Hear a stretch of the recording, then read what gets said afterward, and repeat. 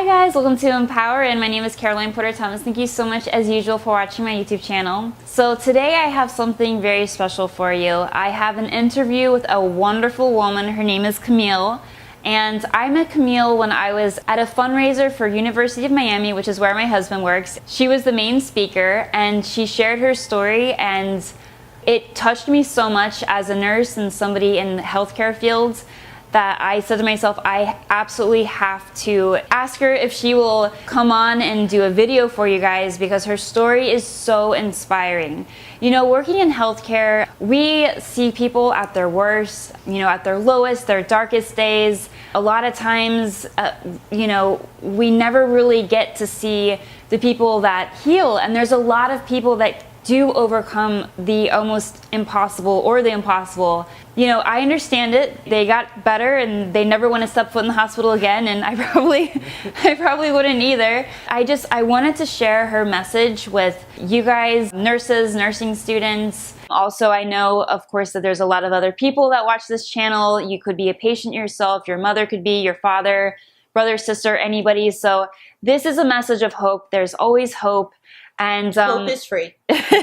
Hope is free. And so without any further ado, I'm going to let Camille take the stage that she truly deserves, and you're going to love this video. Prior to being diagnosed with cancer, I pretty much was busy. I like to ride my bike, I like to go to the beach, I like to walk my dogs. I spent a lot of time outside, gardening, just kind of living life, nothing out of the ordinary, just really a normal person, just living my life. Working, being around my family, enjoying my home time, of course, and that's kind of it.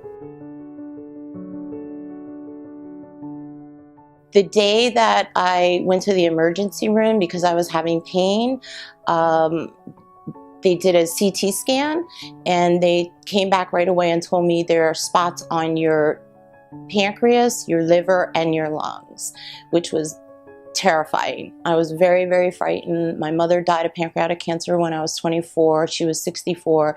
So my immediate thought was, I was in some really bad trouble. I was very scared. I think the first thing I did was call my oldest brother on the phone. I just told him things are not looking good.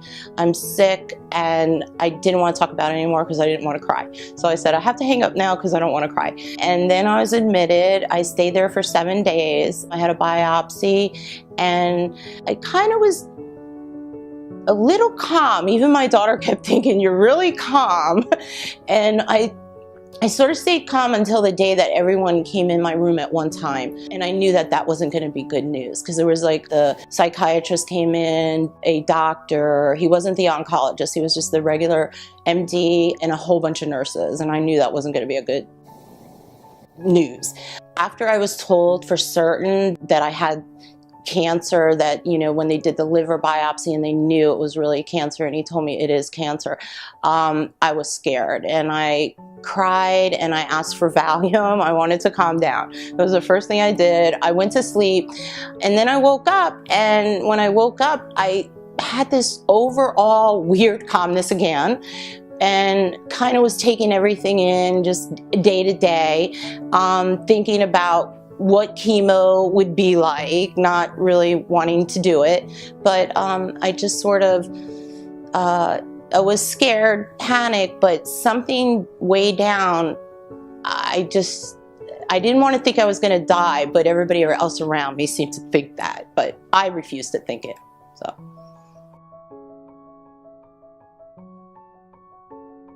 Chemo, there was a lot of tough days because I went through 8 months of very, very aggressive treatment that made it impossible to eat. It made it impossible to sleep. It was just really horrendous. It caused a lot of side effects. It caused me to have neuropathy where I can't feel my hands or feet. It caused a lot of side effects. Eating was a chore. It was really a chore to eat. I think I got down to 90 pounds. I was very thin, weak. I think probably my worst day would have been I had a splenetic embolism, which they go in through your groin with some wires up into your spleen, and they close down your spleen to save your blood supply in your body longer, because I kept getting issues with low platelets, which would make me not be able to get treatment. So that was the worst day, because you have to be awake and you have to, it took 5 hours, and I was laying on a table flat for 5 hours and awake. So, and you see the TV screen and the wire going through your body, and you're told to hold your breath at times and things like that. So that was probably the worst day, and I just wanted it to be over and go home. And I went to recovery. They gave me some medicine there to like keep me calm, and then I woke up and got out of there and went home. So that was a pretty bad day. The first treatment I had was probably the worst and scariest, because as you're sitting there, you're with these nurses, and you are assigned a nurse, which was amazing. She was with me throughout that whole day, and that was a very long day. That was probably a 12-hour day. I used to get chemotherapy for about 10 hours, and then I would get a pump attached to my chest, and I would go home with a pump that remained for 46 hours with chemotherapy. So that was a very challenging time. It was exhausting. The first day was very scary, because you look at those bags and you're like, oh my God, is that the chemo? Is that the chemo? And the first, you think all of a sudden the chemo is going to go in your body, and you're going to have this little, oh my God, chemo's in my body. And it's not like that. And you don't get sick, and they give you so many pre-medicines these days that you really don't feel that. You feel tired. You feel a lot tired. You have some issues eating, but it did save my life, and it worked. So I don't know. I can't say it was good, but I can't say it was bad, because it was just something I had to go through, and I'm happy not to be on it anymore. A lot of my social support came right at the hospital. I was very fortunate to have amazing nurses. I would look forward to seeing them every 2 weeks. I got a lot of hugs. I mean, from the people at the desk who registered you for chemotherapy, I got to know everyone. They saw me kind of go through being sick, and then I was lucky that every time I was coming, I was getting good scans, so I was more and more positive, because I knew the chemotherapy was working. So crazy as it sounds, I actually looked forward to getting there, getting it over with, being with my nurses, because my nurses were a huge support system. They always encouraged me. I used social media for encouragement. I would, kept in touch with family and friends everywhere. They would send me messages via social media. I'm thinking of you. I'm praying for you. That was a big thing. My dogs were huge. My dogs were with me all the time. I don't know how they knew I was sick, but they were actually quiet for months, which is unheard of in my house. And so they were always laying there with me. And I used the time of when I had my pump and was having the treatment as a kind of a rejuvenating part. I just thought that this chemo is going through my body. It's my job to rest and let it do its job. And that's kind of what I did. I let it do its job, and thank God it did its job. I started to eat. I was never really a bad eater, because I come from an Italian background, so I had a Mediterranean diet already my whole life. I ate lots of salads, of course pasta, fish, chicken, meat. I kind of ate almost everything. I don't eat pork, because pigs are smart as dogs, so I will not eat pigs. I love pigs, they're so cute. I want a pig. Anyway, so I pretty much started eating more organic. I go to a local market where I know I get fresh produce or whatever's in season. I also go to a great fish and chicken, where the chicken there is no hormones, the fish is all fresh. So I try to eat more healthy as far as like organic fruits and vegetables. I did do a little bit of juicing way back in the beginning, but it's not that great. So I did do it, but it wasn't too good, and it gave me a stomach ache, so I kind of quit doing that. So I rather eat my cooked vegetables than drink raw ones. Another thing that I did religiously, and I recommend to anyone, is Epsom salt baths. I did that every single night before I went to bed. It helped take the toxins out of my body from the chemo. It also helped me go to the bathroom. When you're on chemotherapy, constipation becomes a norm in your life, which can make you very miserable. So the Epsom salt bath every night, I think it drawed out the toxins, it helped me to go to the bathroom, and it also helped me relax and go to sleep. I had a lot of steroids prior to chemotherapy that they give you for the side effects. The Epsom salt baths were very important because they drew those toxins out, and they helped relax me because the steroids would kind of have me a little bit high and excited, and the Epsom salt warm bath at night, I would go right to bed after that, and it would really, really help me. I recommend everybody does it. Visualization was a huge part in my healing and in my recovery. When I was very, very sick, I would visualize myself doing something I wanted to do. Like, I want to go to New York, but I'm so sick and I'm laying here on the couch. So I would actually visualize myself walking around New York and going in stores, and I would visualize myself going to visit family. I visualized myself in the future. I kept visualizing myself in the future. I wouldn't think, and in those future, I wasn't sick. I was healthy. I was riding my bike. I visualized myself sitting on the beach, getting tan, being in the sun. I just kept visualizing happy things. I didn't allow negativity or sad thoughts to come in. When they came in, I replaced them right away. And I visualized myself being healthy. And here I am, healthy and strong. So I believe visualization is very important. I hope that I live a grateful life now. I think I'm grateful actually to even be alive. Then I'm grateful to have hair. And then I'm grateful that I'm not on pain medicine. I'm grateful that I can help somebody else. I hope that I can. Life is, I don't get too caught up in little silly things anymore. I was always the person, just like probably every other woman. If I could lose 10 pounds, I'm gonna be happier. If I got this job, I'll be happier. If I can get this or go here, we're always kind of searching for that next thing that's going to make us happy. And once you face your mortality, being alive makes you really happy. So I would think that my life now, I try to be a little bit more understanding, because you never know what someone is really struggling with. When we look at people, we don't know that person. They might look perfect and healthy to you, but they might be sad, they might struggle. I think it's made me more aware of people, their feelings, their emotions, and I just hope that, I think I was a happy person before, but now I think I'm in this different happiness. And I think that for whatever reason, I'm still alive. And that gives me a big purpose to now help anyone who goes through any type of cancer, because cancer and chemotherapy and treatments can be really hard and can beat you up. And you have to go really deep inside yourself to bring out the happiness. And if it means, and if that day, if anything that makes you happy, for me, watching I Love Lucy reruns makes me happy. So if I feel sad and I want to watch I Love Lucy in the middle of the day, I do it. I do whatever makes me happy. If I want to eat cake, I eat cake. If I want to go out in my yard and do gardening, I kind of just do whatever makes me happy, because when I'm happy, it makes me feel strong, healthy, and alive.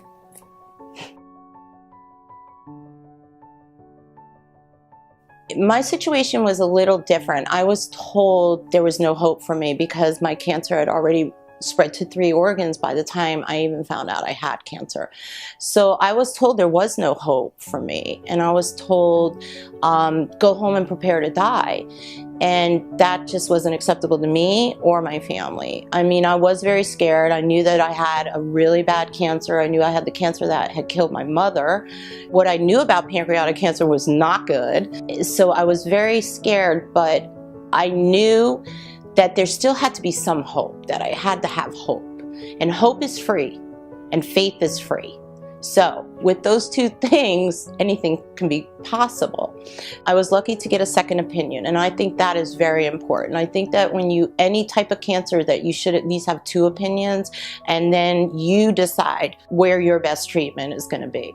And I was very lucky and fortunate to go to Sylvester Comprehensive Cancer Center, where I met an amazing doctor, and from the first day I walked into that room, they acted like it was normal, like they'd seen this before. And I was, of course, it's me, this is horrible, it's me.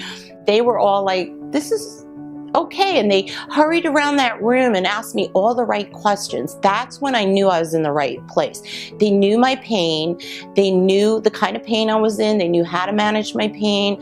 And they were asking me every question that was making sense to me. When they told me, they put it in front of me, what was wrong with me, although it was daunting, scary, the doctor looked at my face and told me. He actually grabbed I started to cry, because what are you going to do when you find out you have stage 4 pancreatic cancer? You cry. I started to cry, and he grabbed my face and he told me, this will work. And I held on to that, because I thought, he's a lot smarter than me, and I like what he said. So I sort of held on to that, and I was very fortunate because I had full response to chemotherapy. I haven't had any surgery other than to put a port in and take a port out. And my splenetic embolism, which is a big word, I had to look it up what it is, but I had that one day, but that was back in October of 2012, and I have not had chemotherapy since July of 2013. So.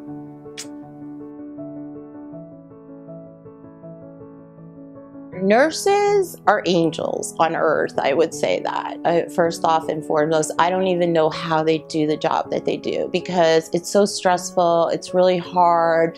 I can't imagine, that they have a bad day and they have to still come to work and cheer someone else on who's having maybe even a worse day.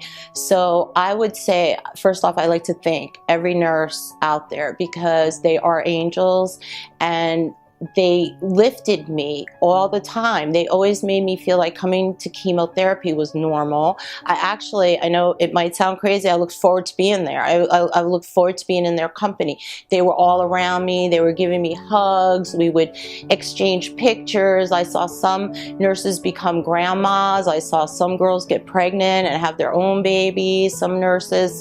And I've kept lifelong relationships with them. And doctors and researchers, every time I meet a cancer doctor, I thank them. I thank them for their dedication. And researchers are bigger than rock stars. We tend to think rock stars are amazing, or television stars or movie stars. I think doctors and researchers and nurses are the true rock stars of the world, because they're curing cancer, okay? And they want to cure cancer. The doctors and the researchers, I've spent time with them, I've talked to them, I've had dinner with them, I've thanked them, and I go in there and I tell them, I say, look at my face, and when you're in your lab with your little dishes, think of me, because you are making a difference, and I want them to know they're making a difference, because I'm here because of doctors, nurses, and researchers, and amazing medicine that is available today. What I do to keep busy now, luckily I'm not in treatment anymore, so I have to fill up my time. So I do fill my time by volunteering. I am on the Family Patient Advocacy Board at Sylvester, on the council there to try to make it better for other patients. I pretty much use all my time now to bring awareness to pancreatic cancer, and really to any cancer, because any cancer is not good. And I feel that in 2016, we need to really come further than we have in the past, and that we need to end cancer. I hope that I live long enough to see it end in my lifetime.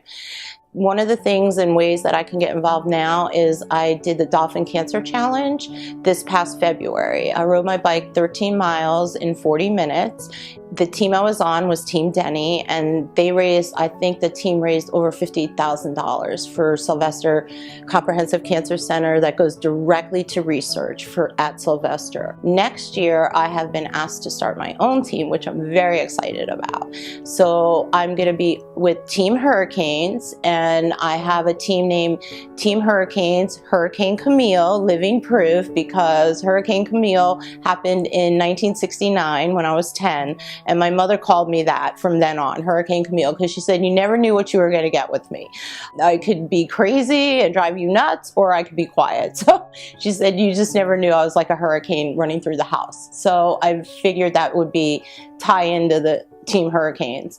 Looking forward to doing 14 miles and riding my bike into the stadium. It's a brand new Hard Rock Stadium. I've spoken at Dolphins training camp for breast cancer survivors to give hope and awareness, and to show, and I hope that I can inspire people. I hope that I can show you that you can get a devastating cancer diagnosis like I did and have cancer in 3 of your organs and have hope and have faith that you're going to be okay, and get the right treatment with the right doctors, find the right treatment. Sylvester is an amazing hospital. I'm so fortunate that it's in our backyard and that I was treated there and I'm alive, because had I gotten this diagnosis even maybe 2 years prior to when I did, I might not even be here today. 1,000 people a day die of pancreatic cancer, and that really hurts me. I fought really hard to be here, and I'm very grateful to be here. So I feel like anyone I can help, I'm looking forward to helping anyone with cancer, because I've been there. I know what treatment is like, but now I'm on the other side, okay? And I was diagnosed, I went through the hard, grueling time, and now I'm enjoying life again. So I'm just showing you that it's possible. It's very possible. And the further we get in medical research, I believe, honestly, that these types of cancers like I was diagnosed with, that have metastasized to other organs, that I'm hoping that we're going to be able to treat those like a chronic illness down the line, that you might be treated as though you have a chronic illness and not a terminal cancer. Cancer doesn't mean you're going to die.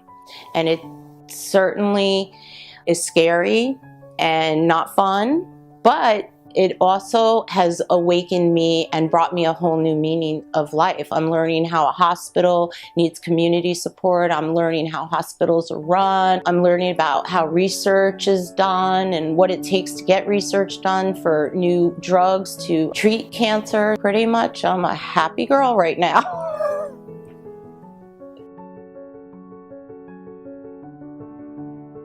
In February 2017 will be the next Dolphin Cancer Challenge, and I hope to meet a lot of you there. I hope that you will think about joining my team, Team Hurricanes, Hurricane Camille, Living Proof. I would love to meet you. I would love you to join my team. Caroline is going to be there, and it's going to be a great day. It's all about cancer survivors and fighters, and you want to be a cancer fighter, and you want to tackle cancer with me. I hope that I meet you, and I hope that this next year's DCC will be bigger and greater than ever.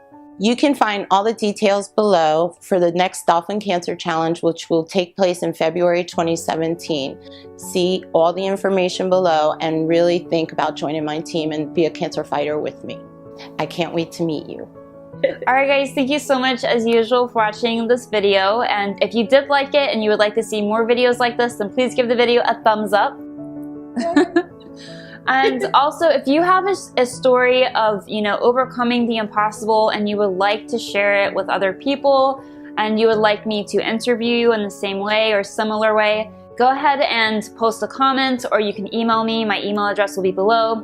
And again, I know she already mentioned it, I would love to meet you this February at the bike ride. So I will be there on Camille's team. Yay! And we would love to meet you and ride with you. And we are going to raise as much money as possible to, save lives and end this devastating disease of cancer. So let's do it all together. All right, guys, I will see you there. I love you. Love you. Bye. Thank you.